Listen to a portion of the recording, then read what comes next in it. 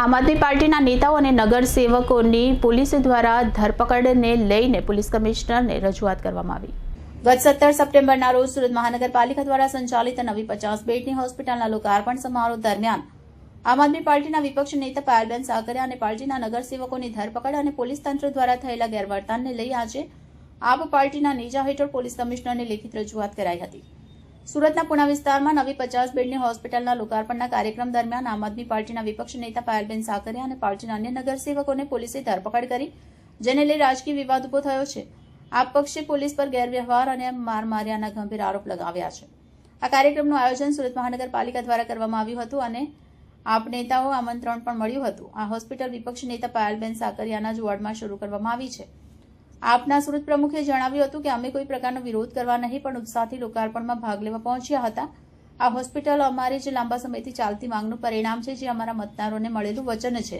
તેમણે આગળ કહ્યું કે પોલીસે શાસક દળના દબાણમાં આવીને અમને રોક્યા અને ધરપકડ કરી। અમે આમંત્રિત મહેમાન હતા, ફરિયાદી નહીં। પોલીસ ધરપકડ બાદ આપ પક્ષે આક્ષેપ લગાવ્યા છે કે પાર્ટીના નગરસેવકો અને નેતાઓને પોલીસ વેનમાં બેસાડી પાયલબેન સાકરિયા અને નગરસેવક હીરપરાની સાથે પોલીસે ગેરવર્તન કર્યું, જેથી તેમને શારીરિક તકલીફો થઈ અને તત્કાળ સારવાર માટે તેમને હોસ્પિટલમાં દાખલ કરવાની નોબત આવી પડી। આ સમગ્ર ઘટનાની તટસ્થ તપાસની માંગ સાથે આમ આદમી પાર્ટી સુરત પોલીસ કમિશનરને લેખિત રજૂઆત કરી છે। આરોગ્યની સુવિધા માટે એ હોસ્પિટલ બનાવી અમને કોર્પોરેશન દ્વારા આમંત્રણ આપવામાં આવ્યું હતું। એ જે વિરોધ પક્ષ નેતાને પણ આપવામાં આવ્યું હતું ને હું હોસ્પિટલ કમિટીની મેમ્બર છું, મને પણ આપવામાં આવ્યું હતું ને અમારા તમામ કોર્પોરેટરોને આમંત્રણ આપવામાં આવ્યું હતું।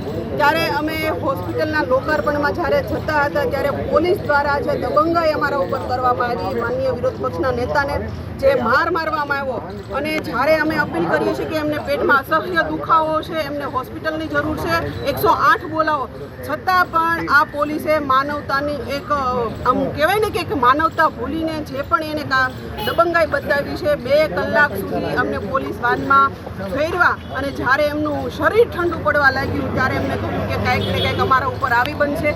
ત્યારે આવી જ્યારે પરિસ્થિતિ ઊભી થઈ ત્યારે 108ને બોલાવીને એમને હોસ્પિટલમાં એડમિટ કરવામાં આવ્યા। આવી તાનાશાહી આ પોલીસ દ્વારા ભાજપના મંત્રી પ્રફુલ્લ પાનસેરિયા દ્વારા પોલીસને આદેશ આપવામાં આવ્યો અને અમારી ઉપર આવી દબંગાઈ કરવામાં આવી।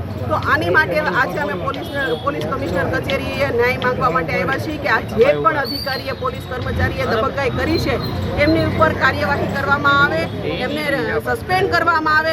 જો આ કાર્યવાહી નહીં થાય તો અમે કોર્ટમાં પણ જશું, મહિલા આયોગમાં પણ જશું, અને જ્યાં સુધી માનનીય વિરોધ પક્ષ નેતાને ન્યાય નહીં મળે ત્યાં સુધી અમે આ લડાઈ ચાલુ રાખીશું। આજે અમારી સુરત શહેરની આમ આદમી પાર્ટીની સમગ્ર ટીમ માનનીય પોલીસ કમિશનર શ્રીને રજૂઆત કરવા માટે આવ્યા છીએ। ત્યાંથી 2 દિવસ પહેલાં અમારા કોર્પોરેટર તેમજ નેતા માનનીય પાયલબેન સાકરિયાના વોર્ડની અંદર 50 બેડની હોસ્પિટલનું લોકાર્પણ હતું।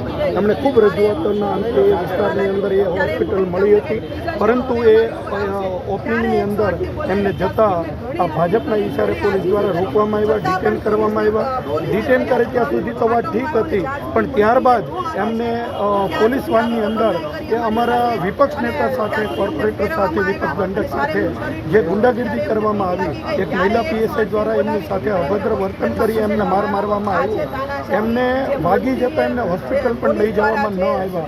આવું કૃત્ય કરવામાં આવ્યું એ બાબતે અમે પૂણા પીઆઈને પણ અમે રજૂઆતો કરેલી, ત્યાંથી પણ અમને સંતોષકારક જવાબ ન મળ્યો।